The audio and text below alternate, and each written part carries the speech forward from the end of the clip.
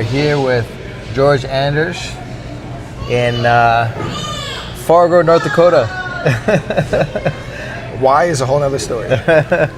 We came here for my daughter's the national wrestling tournament, right? Mm-hmm. And then last year, and then actually we're here in this place that I stayed in, right down the street from your gym. Yep, Bruhala, yeah. And I was like, oh man, George, wait, Fargo BJJ, and we finally made it happen. So after, I was like, since last year, right? Since I went back home. Awesome, glad you made it, man. Yeah, man, it's been a lot of years. Long it's been time, like probably yeah. 20 years or so, right? For sure. So it was really cool to catch up a little bit and see your awesome school and community and black belts, and really cool, awesome. Man, really cool. Yeah, it was great having you, man. It was great having you see the place and just reconnecting. You have an awesome story. I can't wait to get into it. Yeah. It's like 20. Yeah, I've known you for like 25 years. Yeah, since I was a white belt, basically. Yeah. And here we are, man. Here we are, man. You and your wife, Yep. black belts run the school, Yep, yeah. Tell me about you. You lived in Colorado. You were telling me you grew up in Jersey, right? Well, yep. Like I was saying, I grew up in New Jersey, born and bred there. But in 1991, I left New Jersey because of a desert storm, and I joined the Army. And I wound up staying in the Army for like 8 years. Uh-huh. And that brought me around the world. I went to overseas. I moved around the United States a bit. And when I got out of the Army in it was end of 97, 98-ish, I was really into fitness. I wanted to manage gyms, like I wanted to own a gym, like a Gold's Gym or something like that. That's kind of like I grew up in the 70s and 80s, like with pump and iron, and I wanted to get into that era. And I was training martial arts at that time too, but I really liked the fitness. And when I left Fort Bragg in around '98, I was working at the Gold's Gym in Fayetteville, which is the town that Fort Bragg is in. Okay. And but I was just like a sales manager, and I had an opportunity to move with a couple of guys to take a higher position in a world gym that was in Boulder, Colorado. Oh, okay. So that's how I ended up in Boulder in the first place. I moved there to take a gym over. Uh-huh. And I got there, and it was kind of this weird deal. I worked for a fitness management company, not the gym itself. The fitness management company managed the gym for the owner. I think like some NBA star or something like that owned the gym at the time. And the goal was to make the gym more profitable because it wasn't doing very well. Yeah. And not a lot of people, people weren't jumping through hoops to go take this job. So that's how a low-level person like me got the opportunity in the first place. Yeah. So me and a couple of guys decided to take the chance. We moved out there, didn't know each other. We just met like in the airport, and then the next day rolled into the gym just to go over. And we worked it for about a year. Really made it successful. The owner flipped it, and we wound up selling it to some local Boulder guys who turned it into a local gym. And they had their own staff and everything, so they didn't need us. So the deal we had with the fitness company that I was working for was if we could flip this gym, make it profitable, and sell it, that they would move us on to like GM our own gym somewhere. Yeah. They offered us like a gym. Yeah. But of course, they didn't follow through with that, and I wound up just quitting that job and just being kind of like stranded in Boulder, Colorado. I didn't have a job or anything. They offered me to go to like a lower level position, but by that time I had already met them all and was training jiu-jitsu, so I didn't want to leave. Okay, gotcha. So like I basically. How did you find them all? You were telling me the story a little bit about how you grew up watching, doing martial arts and. Well, I grew up like doing martial arts since I was a kid, like early teen, like late, and like I don't know, preteen, teen-ish. I started really getting into it, and I had a friend in high school whose dad ran like an Okinawan karate school, like out of his basement. Yeah. And that was my first foray into like real, actual instruction, and that kind of turned me on to the local martial arts scene. And even though it was kind of like not a thing back in those days, I had a lot of friends because I was a musician. I had a big scene, and I was actively playing around like New York City and things like that. So I had a lot of friends in a lot of places, and a lot of them trained martial arts. So even though it was unpopular at the time, I would go to a lot of other gyms and cross-train with friends and stuff like that, and it didn't seem to be like a problem. So that was kind of like my foray into like martial arts training. Okay. When I got into the Army, I just and then in Boulder, once you started training with them all, then you got into like. That's when like real jiu-jitsu instruction really started. But like before that, when I got into the Army, traveling around in the military, you meet all kinds of people, and I trained with whoever knew anything. Right. But then in 1993, Hoist Gracie in the first UFC. I watched the very first UFC on what was it, like pay-per-view or whatever the heck it was at that time. Right. And in I Denver, saw right? it. Colorado. It was in Denver. Yeah, I was actually living in Germany at the time. Oh wow! So I got to watch it via satellite, and it was like everything that I. How was the scene like being in the military and people watching the UFC on? Well, the military combatives wasn't a thing. Like they were still running the old way school. before, but just a bunch of. You're in the military, like what were people thinking? I don't think anybody even knew what it was except me. Like there wasn't a lot of. But how was that? People, like were people excited? Like what the hell's going on here? This guy's choking out. Like anybody who was interested in martial arts. Yeah. Like and especially overseas because it wasn't very. The only reason I even got to see it, I think, is because it got replayed on AFN, which is Armed Forces satellite network. So I got to replay. So I don't even know. I'm not even sure if anybody saw it outside of the United States. Okay. So it wasn't like a big ground changing thing. Like I think I'm maybe the only person who knew anything about it at the time, and over there. And so you watched it on your own, or you would like? No, I just watched it on my own. Oh, okay, gotcha. You were with a group of people. No, like nobody knew what the heck was going on. But then what I really appreciated about it was because we had talked about it a little bit before. Yeah. One of the things that attracted me to martial arts was the actual fighting component of it, like just the one-on-one being able to defeat another person. I thought that was like an incredibly accurate description of what the ultimate kind of challenge would be. I grew up in the 70s and 80s watching 70s and 80s martial arts movies and seeing people just go through a room full of people barehanded, no weapons. It just seemed like a superpower to me, and I was like, and what you think of traditional martial arts and everything like that, I don't think there's anybody who knows anybody that trained Taekwondo in the 70s or even the early 80s who doesn't think that person's a real fighter. Back then, it was legit. And so I trained with what I could, and when I saw Hoist Gracie in the UFC, it was so different that I was I had to learn it. I was I had to find out what this was. But but that was just the beginning, because that's just the quest. Now where do you find this information? Because there is no information. Right. So it took from, and that was 93, and it took from 93 to around 98, 99 before I ran into them all. So in that gap, it was just trying to find, reverse engineer anything that you could find. Right. It was, in fact, Colorado, right? There was a legit guy, right? That was the first legit person that I knew, that I found. How did you find him? When I moved to the gym, when I moved to Colorado to take over that gym, they put us up in a townhouse in Boulder, and the townhouse was just right across the street from the Wells gym. I woke up one day, I went out to Hornbacher's because he had that spot on Hornbacher's. Yeah. Not Hornbacher's, that's King Supers. King Supers, Comp USA, right across the yeah. And I was in the townhouse right on the other side of the parking lot. So I would go into the King Supers, right? It was just I went into the King Supers every day to get my lunch. I remember walking out of the King Supers and just looking over, because the strip mall's on the side by the Comp USA, and I saw it there, and I was just I was a big sign that was in jiu-jitsu. I was like, holy shit, look at that. It's everything I've always wanted. You've never stopped ever since. So yeah, and I just walked in immediately. Me and my roommate. That's a whole other funny story. Because my roommates and I we were really into weightlifting, so I went in with two of my weightlifting buddies, all big dudes, yoked up, tats on their face and everything. And we just walked in and sat down. Jay Jack was teaching. It's just when we walked in, you could see it on his face. He immediately thought he was just going to have to fight somebody. We didn't even say anything. He just got up and he was like, okay, guys. And we're like, no, we're just checking it out. How was the scene back in those days? You run a professional gym, families, all ages, right? Back in those days with Jay Jack and the stories, right? Intro classes, right now you show them, some basic things, answering questions, right? Yeah. And try to, make it so they want to do it, right? But back in those days, the intro classes were a little bit different, right? Yeah, a little bit more proven. In the late 90s, right? Early 2000s. Yeah, because nobody knew what jiu-jitsu was yet. Right. This is way before the internet. Nobody knew what traditional martial arts were, the striking and stuff, but nobody knew how jiu-jitsu even worked, right? Everybody thought that kicking and punching was the thing, and everybody wanted to the word in the martial arts scene, because it seemed like the only people that came in were people that knew about martial arts already. Right. A lot of times.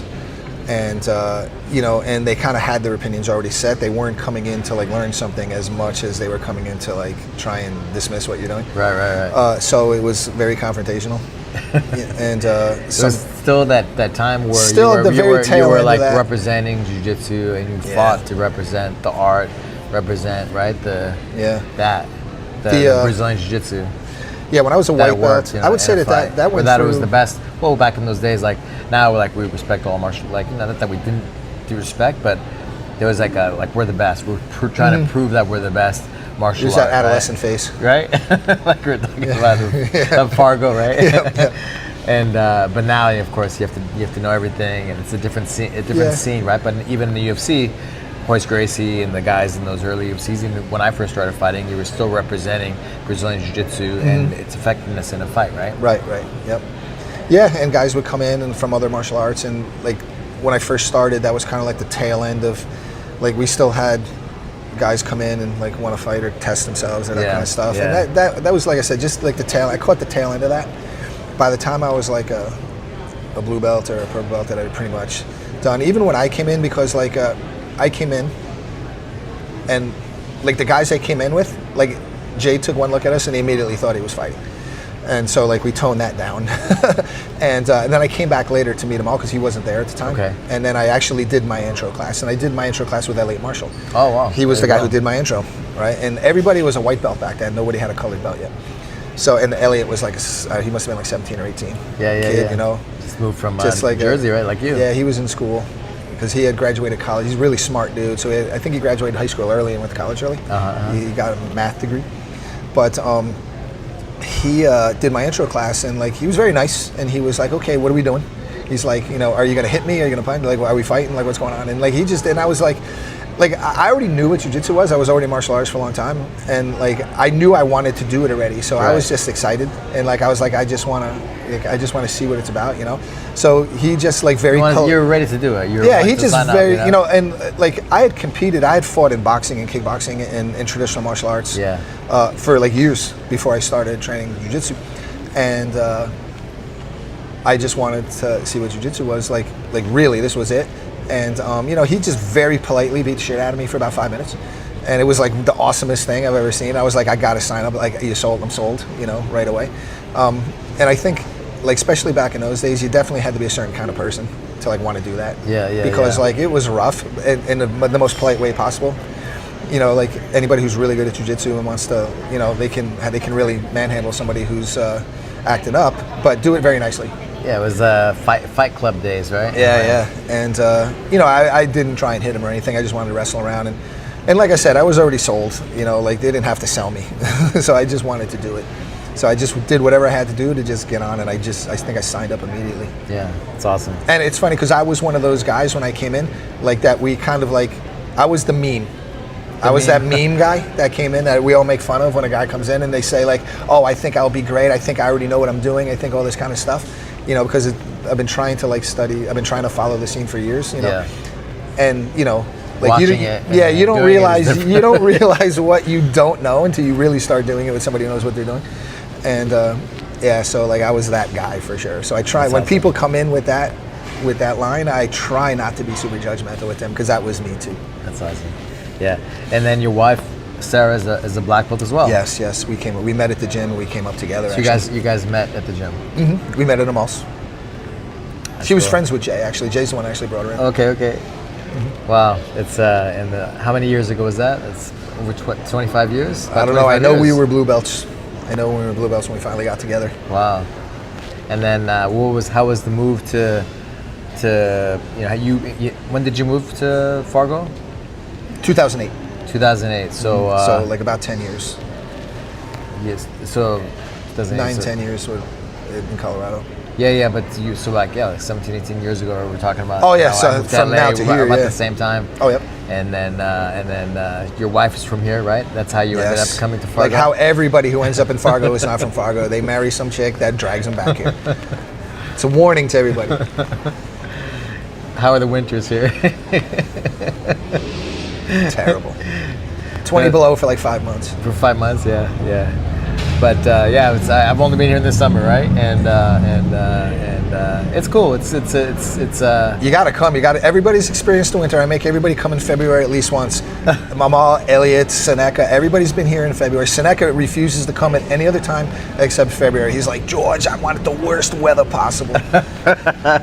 Oh my God, I've been to Minnesota. I've been to yeah, that's pretty much the same, right? Minnesota, I've been here. I think it's worse here, but it's worse here? Yeah, I think so. Yeah? It's comparable. I wouldn't want to be in either one. Oh my God! And how did you guys start the school? Like, how did that happen? Well, you were like, okay, we're gonna move to Fargo. I think I want to start a school here. I never actually really was interested in starting a school. Like, I wanted to stay in Colorado. And work with them all. I just wanted to stay with them all, like forever. Maybe run a school for him. Yeah. But Sarah and I were on the older side of the crew. So we were like the first ones to get together. We were the first ones to get married. We were the first ones to start having kids. And we started feeling like we were starting to get a little isolated from everybody. And Sarah we didn't have any kind of support network other than our friends.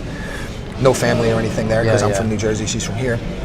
And we felt like, I guess she felt like maybe she like wanted more support. She didn't feel like she had support really, like with kids and everything like that. So once G was born, we started seriously thinking about maybe we want to move by where somebody's family is. And so we were kind of bouncing back and forth between New Jersey and here. And she's gone out to New Jersey with me a couple times, met my family, met my friends. And it was very overwhelming for her, like the East Coast, New Jersey. Like for someone like from Fargo, it could be very overwhelming. And she loves my family and everything, but like it's much higher pace there, higher energy. And so she wanted to come back here and kind of reconnect with her family. So, and I was like, it didn't matter to me. We can go anywhere and open a gym. It's not a problem. Especially at the time, there was no gyms here. Right. So we decided that we were going to move back to Fargo. And that was like about a year out before we left. So once we made the decision, I started driving up here on the weekends, just kind of getting to know the martial arts scene and getting to know people. I started driving from Colorado. Yeah, I'd come up here like at least like every other weekend or once a month or every other weekend or something for like about a whole year. I created the website for Fargo BJJ and I went online.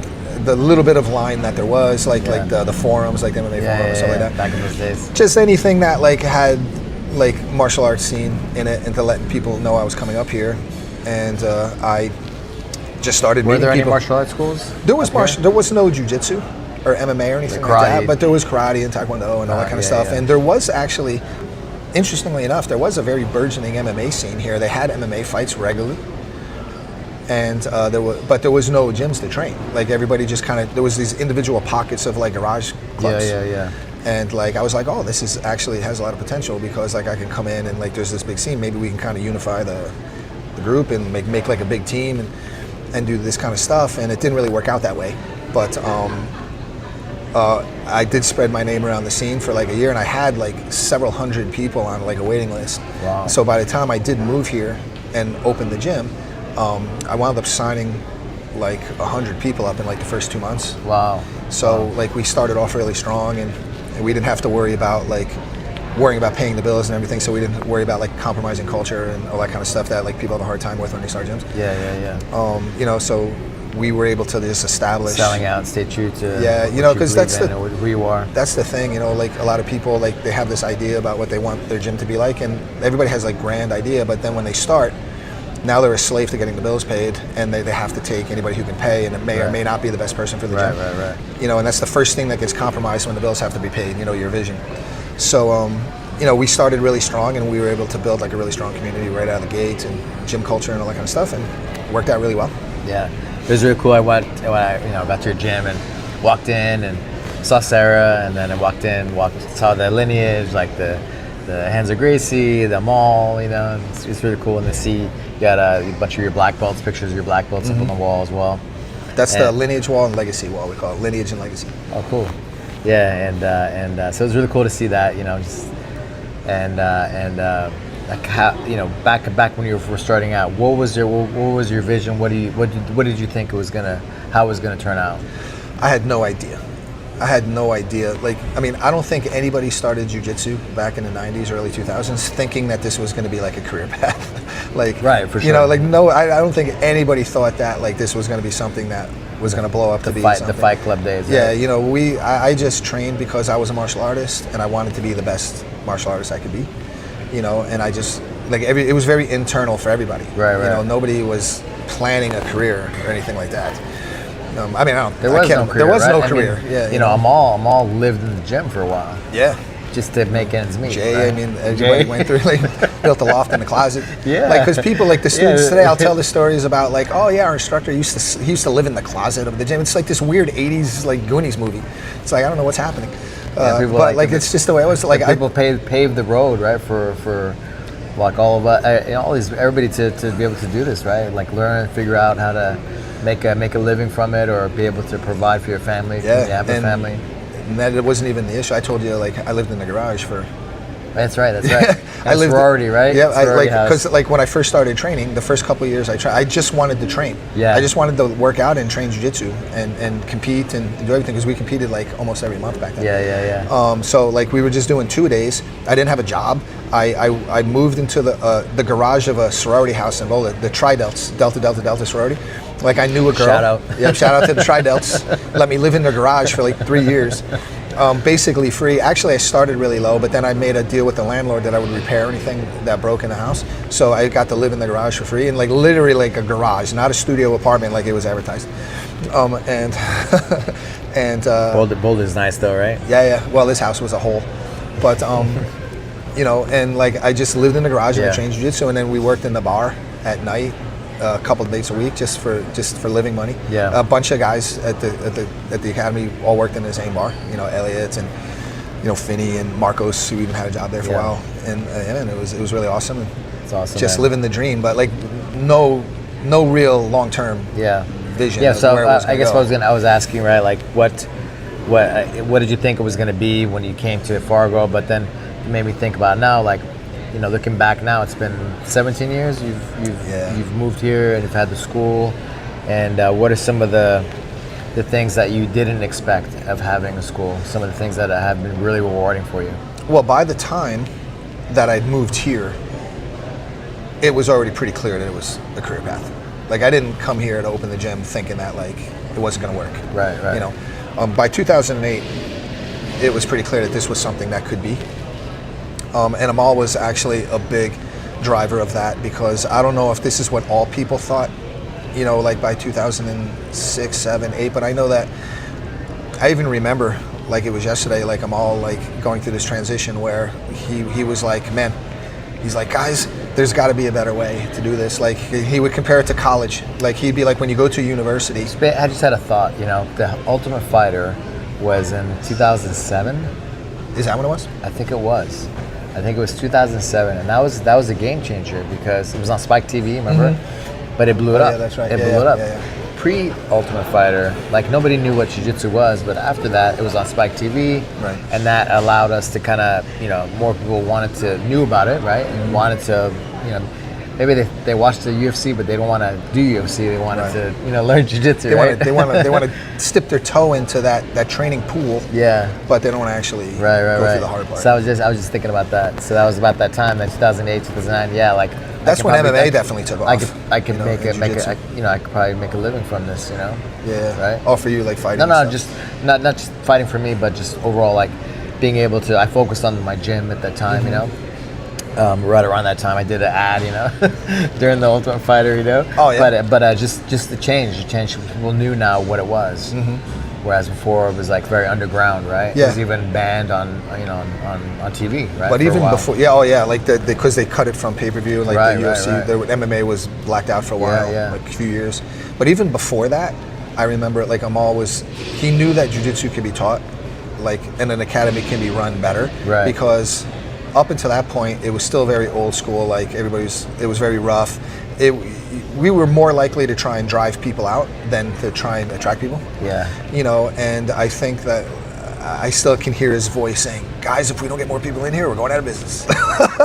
You know. So like, and he was one of the first guys that I know of that actively started pursuing how you change teaching, like using a curriculum and stuff like that. I remember him and Ricardo Almeida specifically were very on board with. They were working together with trying to put a curriculum together and how to teach jiu-jitsu in a more structured way, which was like anti everything that people were doing back then. And I remember him getting a lot of pushback for that too, because everybody was like, "Oh, that's McDojo shit," and like it was always like that's that right.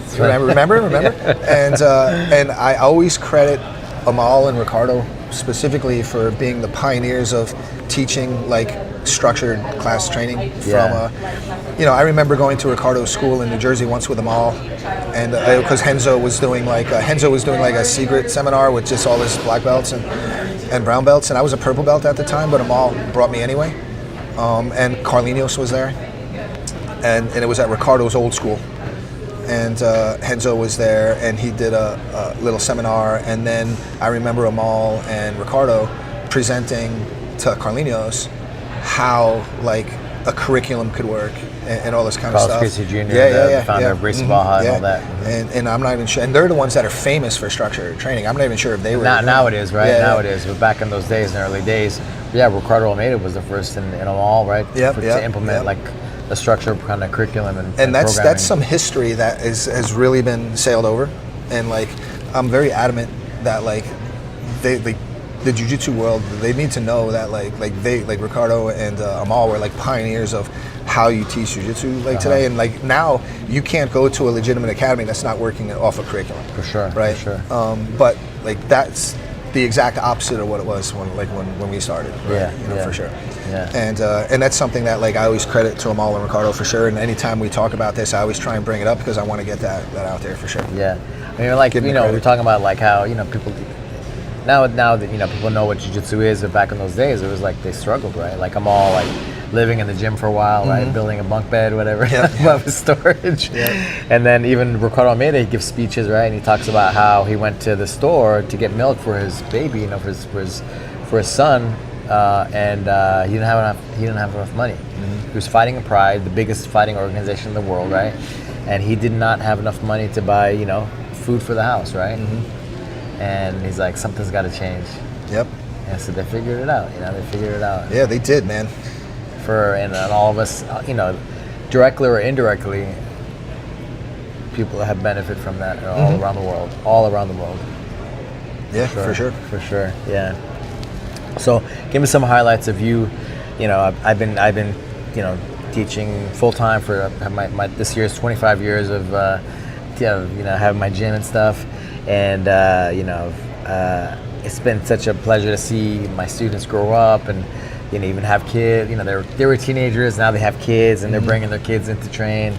That's one of the highlights for me, like seeing them have kids, and then of course bringing their kids in to train, and just having these lifelong relationships. What are some highlights for you? Do you have situations where like have you had students meet in your academy and then end up getting married, have kids, and then the kids come in? Have you had that scenario? Yeah, for sure, of course. Okay, because I've had that, and it's amazing. I've had that, and it's amazing. That's another one, right? It's just really weird because like propose on the mat. Oh, really? Wow, their kids, train now, but I've definitely had people meet in the academy, and it's funny because like coming from my generation, it was so anti like dating in the gym. And even like when I was coming up, for a reason, right? Yeah, of course. For every single good relationship that came out of it, I could give you 10 really bad situations that happened. So like it's always sketchy when like, I still to this day I always recommend you don't want to date in the gym. But the thing is, when I was coming up, Amal made it so clear, like if you're gonna date somebody in the gym, you better marry him. He used to say that. That's funny, and it's funny because I married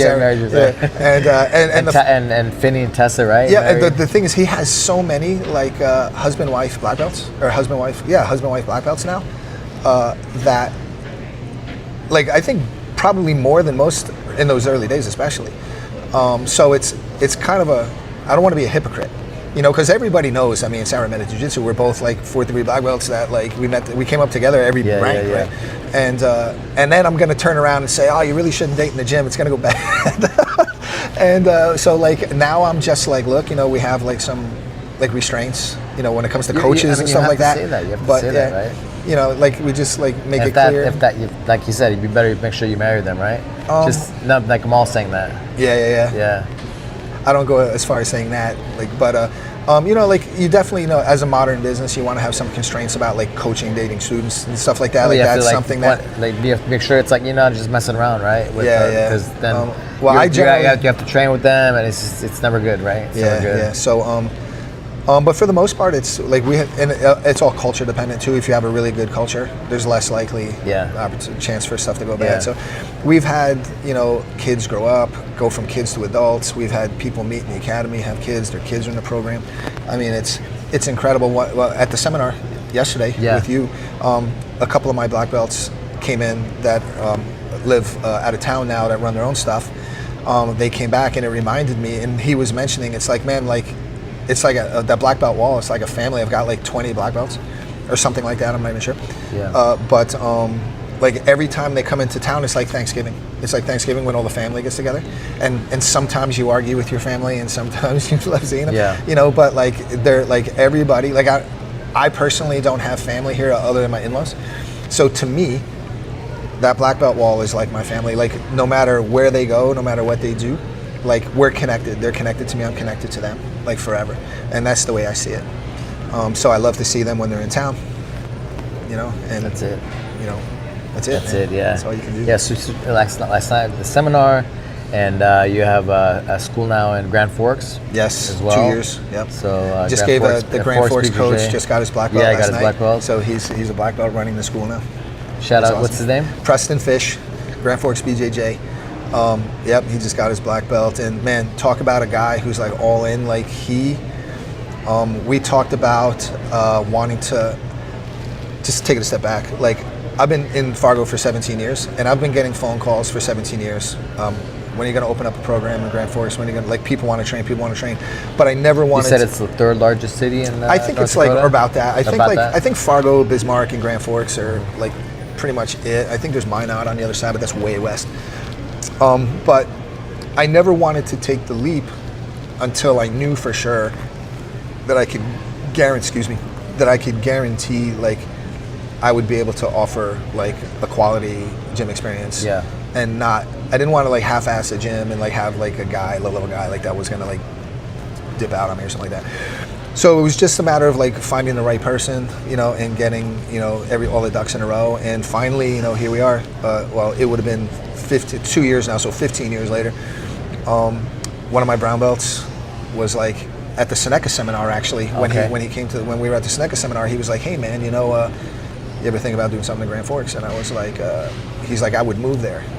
If you wanted to do something. He was in Fargo and he moved.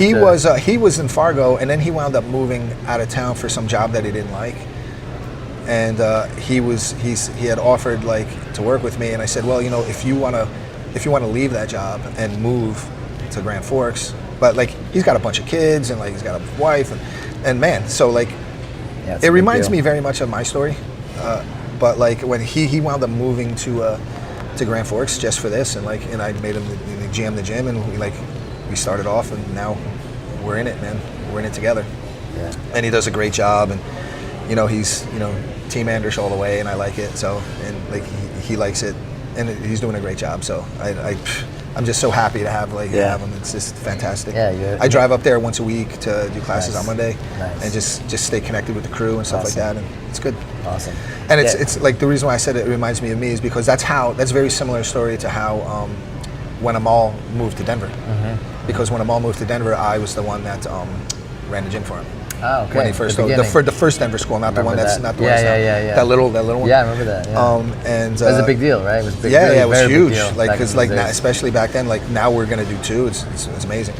I just graduated college, and I was working for this tech firm in the computer lab because I have a computer science degree, and I was working like internet system security type position. Mm-hmm. And he called me up. I was at work, and he called me up, and I just started this job only a couple months in, just graduated, doing well. And he's like, "Hey man, what are you doing?" And I was like, working. And he's like, "Hey, I'm gonna open up another gym. I want you to work it." He gave me a really, really bad offer. and like, but the thing is, like I wasn't having, I didn't job security. Yeah, right. Yeah. Like it's like days. Okay, yeah. But you love it, right? Like, well, that's it. Like I wasn't the greatest offer ever. The corporate life wasn't for me. So like he gave me like very, very low money, and he's like, help me spread the gym, and I was like, I said, well, I got to talk to Sarah because we're already together, and so I hung up. I called Sarah, and I was like, Amal just offered me this position to help him start another gym, and she was like, well, it's a pretty bad offer. And I was like, well, like we talked about wanting to, have, do jiu-jitsu, martial arts and jiu-jitsu for our lives. And, she was already working well, so it's not like we weren't going to be able to make ends meet. And she was like, okay, which is amazing because she was like, yeah, cool, do it, follow your dream, So like I called them all back and I said, yeah, I'll do it. And I went right in the office and I quit right there, right on the spot. And I gave him my 2 weeks. I told him he had to wait 2 weeks because I wanted to give him 2 weeks. Yeah. So like I gave him my 2 weeks notice and like I left the fucking corporate life after a couple of months and 4 years of college debt. And that just led from one thing to another. And here we are in Fargo. And here we are, man, yeah. 17 years later, the Fargo BJJ and now Grand Forks BJJ. Yep. It's awesome, man. With a beautiful community and team. Yep. Congratulations, man. Awesome. Congratulations on your hard work. 17 years and counting, right? Yep. And not going anywhere anytime soon. Yeah, so it's awesome, man. So congratulations and thank you for your friendship. 25 years. I don't know how long. We lose track of time. Sounds good. But it's really great to catch up and talk about your family a little bit and mine as well, right? It's just like before we had kids, right? Yeah. Meet each other. It's nuts. And look forward to visiting you again, Yep, next we'll be year. here, man. Yeah. Next 3 years for sure. That's it. Just make sure your daughter keeps qualifying for That's it, right? For the wrestling tournament. That's it, man. So you had, we were just talking about, one of my best friends, Alexandre, he had heart surgery, open heart surgery. And then I don't know how it came up. You're like, yeah, I have some health issue. I had some health issues. You want to tell me about it? Tell us about it. Yeah. What actually happened? So in 2017, I had an aortic aneurysm started to dissect and tear, which basically means like you're dying right on the spot. So I was at home one day. It was my day off actually, and I felt like an intense pressure in my chest and go up into my neck, almost like a water balloon. Yeah. And that was my aorta ballooning up and starting to tear. And, I didn't know what was the matter. I was actually in training camp for the no-gi pan. So I was in really good shape and I thought maybe I overworked. I thought I pulled a trap is what I thought at first. So I didn't even immediately be like, oh my God, like something bad's happening. So I tried to rub it out. I even jumped in the shower, took a hot shower. Something was off though. Yeah, but something was off, and I knew that after about 10 minutes, I started feeling nauseous and everything like that. And I was like, man, something's bad. I need to go to the doctor. And nobody was home except me and my son. So he was like, I don't know, he was about, I think he was like 10 years old at the time. And so I just went downstairs and I grouped him up and I said, hey, and just out of coincidence, I just happened to live right across the street from the hospital. So we didn't even really have to drive over. Like I just ran across the street and just went into the emergency room. And I was waited in line and everything. And the nurse behind the counter was like, she could see I was in distress. So she was like, do you need help? And I was like, I kind of passed everybody and I was like, man, I don't know. I feel like I might be having a heart attack or something. I even whispered it because I was like embarrassed to say I was having a heart attack. And she was like, oh, I'll come back. So they hooked me up to some portable machines. They scanned me out. They rushed me to a scan really quick, and then probably within like 20 minutes, they were like, they came out and they're like, you're gonna have to have emergency open heart surgery right now. She's like, you have a dissecting aneurysm, like you're in the process of dying, and like we gotta take care of it. And I was like, Jesus, really? Whatever. Nobody knew I was there because Sarah was at the academy. We didn't have a front desk person at the time, so we could call, and nobody was answering. Yeah. She was in the kids' classes, so I was at the hospital having this emergency open heart surgery, like life or death. Nobody knew where I was. My son is 10. They just took him. It was crazy. Yeah. And so they took you into the emergency room? They told you were gonna have, I don't really remember. I don't really remember much after that. I'm sure they figured out, you got a hold of Sarah and yeah, eventually they got a hold of her and everything like that. And what had happened, what I had learned in hindsight, or after the fact, was I had the aortic aneurysm. It's funny because the hospital I walked into didn't even have like a cardiac, have an emergency cardiac center.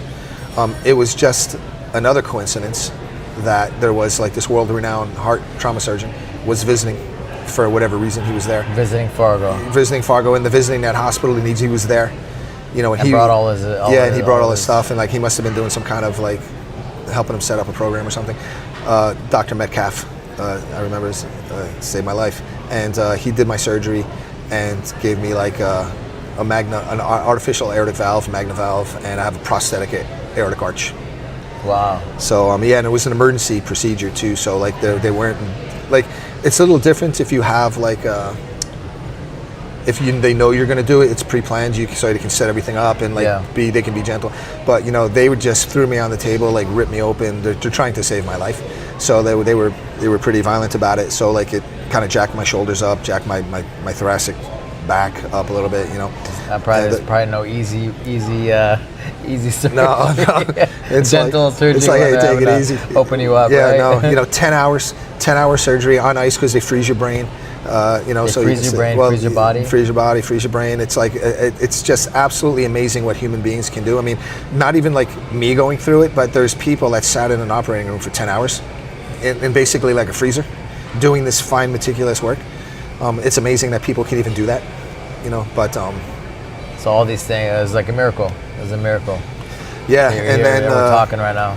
Yeah, and then I had I think I coded a couple times. There, they kept telling my wife that like I wasn't going to survive the surgery, and then when I survived the surgery, I wasn't coming out of anesthesia. It was really bad, so like they kept me in a coma for a couple days, and they kept telling my wife that I probably wasn't going to come out of the coma. And then when I started coming out of the coma, they told her that I was probably going to be brain damaged. So it was just nonstop, like for her for like 3 days, and you know, just bad news. Yeah. And then I came out of the coma, and I was like, fuck, I got to compete in like 2 weeks. When can I get out of here? You know, and they're like, you know, let's settle down. We'll tell you what happened first. And yeah, and like here I am. And as normal as you think this is, you know. Yeah. You're like, yeah, I had a health condition. I'm like, what are you talking about? Like, yeah, I had open heart surgery. Yeah, what's it called? What was the underlying cause? Yeah. So I had like, it's an aortic aneurysm. Aortic aneurysm is what happened. I had an aortic aneurysm dissect. But basically there's like a tear, right? Yeah, that's when your artery, it balloons up and to the point where it just rips open. And that's it's very common. They call it the widowmaker. It's very common. Like a lot of people that are listed as MI deaths, it's probably an aneurysm. You know, it's like Arnold Schwarzenegger had the same thing. He had his taken care of early. You know, that's what John Ritter died of. A lot of people think that's probably what happened to Elvis. You know, but you know, it's not uncommon. And the underlying condition that I didn't know I had was BAV. It's called bicuspid aortic valve. So after he went in there and did it, he realized that my aortic valve was bicuspid, meaning normally the aortic valve has 3 flaps. So you get good flow. Mine only had 2 flaps. 2 of the flaps were fused together, and that's a genetic condition. I've been like that my whole life. The only thing, it was never identified. Okay. And the one of the things about BAV is you have approximately 30 to 40% less blood flow, cardiac flow. Yeah. And also, because of it, like the wall of your arteries is weaker, you know, protruding from the heart. So you're prone to an aneurysm. So anybody with BAV is prone to aneurysm. Putting like extra pressure. Yeah, because the wall is weaker, constantly, and the wall is weaker, and you're getting extra pressure, so it's more likely that it's going to tear. So that's something to like definitely get checked for, especially like if you're over 40. But I didn't know I had that, which is, and generally like living a harder life would exacerbate that. And I've lived a life of like extreme fitness. Like I was an athlete my whole life. I played every sport as a kid. I was in the military. I was in like elite units. I was in the 82nd Airborne. You know, did a bunch of like hard schools. Yeah. And trainings. Then of course I lifted weights and got into jiu-jitsu and competed all the time. And I was just a very high level athlete all the time. So just constantly pushing myself, which drives me crazy because like I mentioned to you in the restaurant, like I did all of this with like 30% less blood flow than the average person. I was like, imagine what I could have accomplished if I had my full blood flow. I would have been a champion. But a good thing you also would led a healthy life. Yeah, right? yeah, so yeah. Well, that did happen. Well, one of the reasons, one of the things that allowed me to, in my opinion, I mean, this obviously, I don't know if this could ever really be proven, but like I think one of the reasons why I survived this is because of just being in such good shape. Like just a life of like healthy living. I never really drank or did drugs. I was always healthy. So, and also because of that extreme lifestyle, probably pushed it up, happening sooner than later. Because what this normally happens when you're like 70 and you just die because you don't survive it. That's what Alshon, my friend, was telling me. Yeah, so this normally happens. So he's probably in a similar situation. He's an elite athlete. He's done like and everything, and it probably and my military service and everything. It probably exacerbated the situation and pushed my timeline up to the point where it happened to me younger, but I was strong enough to survive it. So now it's just a matter of like, how do you live after? You know what I mean? Because obviously I can't go back to doing the things like I used to, so I had to like have to relearn how I approach everything. What was your road back to your recovery? It was tough because there was really no roadmap. I didn't have anybody. I didn't know of anybody that had gone through something like this before. Yeah. Especially like being an athlete and doing jiu-jitsu, and I had a very similar thing in 2002. I had the C5, C6 fusion in my neck. And I even started I have a very long-running thread on MMA TV. To this day, they still use it. Back in 2002, called C5, C6 Q&A. Q&A, like, and C5, C6 Fusion Q&A. Like I was literally just on it like a month ago, and there's like thousands of posts on that thing. It's still running. Wow. And because like I was told when I had my C5, C6 Fusion that I would never be able to train jiu-jitsu again. And I couldn't find anyone that had gone through this before. So I wound up, surviving that and making my way back. And now it's like not even a thing. That doesn't even. It's like it never happened. But at the time, it was very traumatic. And I think that information needs to be out there for people afterwards. So like it was very for posterity. Like I mapped my entire recovery from that. And a lot of people still go back and use this, even though technology is much better now. And like, but the thing is, it's documentation that. When this happens to people, you're not the only one. People have come back, from this, and like, you're not alone, kind of thing. Yeah. And when I had the heart surgery, it was the same thing.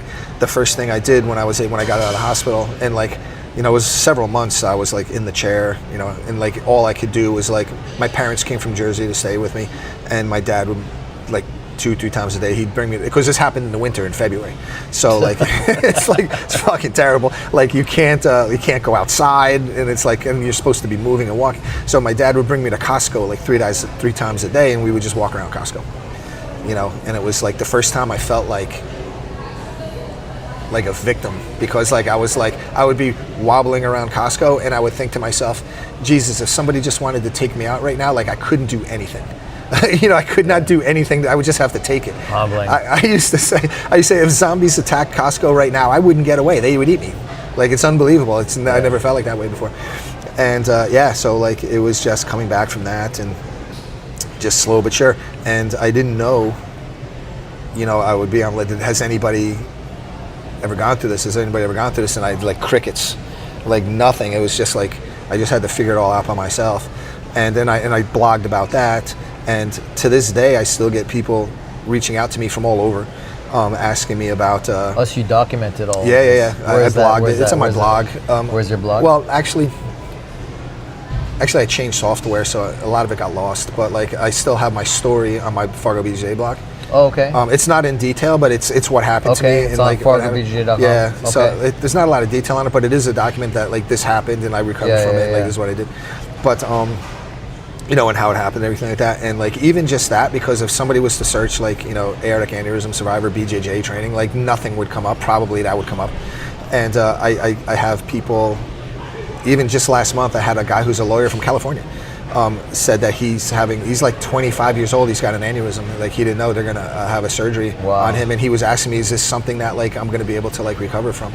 And I was like, it's tough giving like medical advice because everybody's different. Of course. But like, it's it's definitely something that happens. It's something that you got to live with, and there's ways to keep living your life. You know, that's what people want to hear, because like nobody just wants to hear like is your life over, silence. right? Yeah, because they're like, oh, because it's the doctors. You know, I love Western medicine. It saved my life. You know, but like, you know, the doctors. If it was up to the doctors, I would be like on drugs. I wouldn't be. Technically speaking, I'm on a 20-pound weight restriction forever. Like I'm not supposed to lift 20 pounds more. You know, it doesn't make sense to me, because that's the same. My aunt, who's like 78 and like $150, has an aneurysm. Same 20-pound weight resistance. That doesn't make sense to me. Like, we're not the same. Like, even if we were supposed to be limited in how much we should stress ourselves, it wouldn't be. It wouldn't be the same. It would be, you know, who makes these rules. Yeah, you know, and it's like there's a lot of like just cut and paste. Like care, and I wanted to get off the medicine. I was taking medicine that prevented my heart rate from going up. It was making me very tired. I was gaining weight. They said it's very important for me to maintain heart health. Yeah. And like, how am I supposed to maintain heart health when like I can't do anything? I'm on a weight restriction. I can't elevate my heart rate. Yeah. Like I was up to like 255. Wow. And I was like, I have to fucking do something different. You know, so like I started just coming up with, I just did a deep dive on what the concerns were, because like they can tell you, oh, don't lift weights. Yeah, but why? Why can't I lift weights? What are you worried about? You know, and then when I started learning more about that, I started figuring out, well, you know, like, okay, I understand that issue, but there is things that I can do to work around that. That's not going to cause that. So I started developing like my own workout program around it. I was having a very difficult time getting my weight down, because it was difficult for me to do cardiovascular fitness with my heart rate not being able to go up, because the medication I was taking, like metropolol and all this stuff, that kept my heart rate from going up a certain level. So I'd get really tired really fast. I couldn't train because I would be exhausted. Do you take any medication now? No, now I don't take anything. Wow. I had them keep lowering my metropolol, and no negative effect. And then finally I was at like such a low dose that I said, do I even need to keep taking this? And they're like, you can just stop taking it.